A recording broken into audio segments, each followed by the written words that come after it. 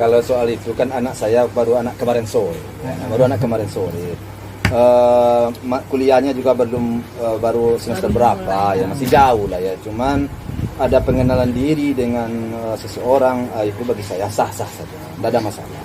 Artinya kita mencari kecocokan itu wajar dalam rangka ya menjalani kehidupan ini, wajar saja. Tidak ada yang perlu dipersoalkan.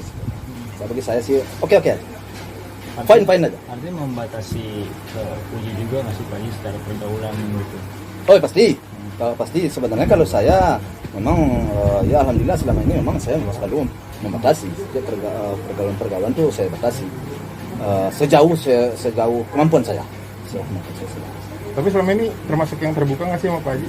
Siapa? Biasanya perempuan kan dekatnya sama dia dekat memang sama mamanya, tapi saya karena udah berpengalaman hidup, jadi saya ngerti, saya paham saya.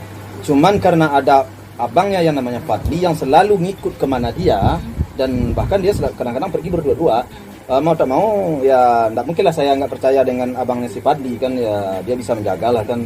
Jadi kalau dia pergi kemana sama Fadli ya sudah, saya biarkan. Tapi kalau nggak sama Fadli atau sama asistennya, ya saya kadang-kadang memang selalu kontak. Kalau kalian lihat semalam ini kontak saya beberapa kali, saya kontak terus ya, saya terus. Jadi saya selalu. Selain Pak Haji yang diwawancara setiap hari sama media ini juga kan Puji juga disorot banget nih sama netizen segala macam. Pak Haji mengingatkan, maksudnya kamu disorot banyak orang, harus lebih mawas diri segala macam gitu. Ya, tiap hari, tiap saat saya berbicara seperti itu. Apa aja yang diingatkan Pak Haji? Iya, kita di dalam situasi seperti sekarang ini kan seluruhnya itu menjadi pusat perhatian daripada masyarakat dan netizen. Ya tentu sudah selayaknya kita mempertontonkan yang baik, yang bagus. Namun demikian karena namanya manusia bersifat khilaf, ya kadang-kadang ada juga lah kesalahan-kesalahan kita sedikit. Saya nggak bisa mengatakan saya benar 100%, enggak. Tapi kesalahan-kesalahan itu tentu kami akan belajar dan anak-anak saya akan belajar, tentu akan diperbaiki.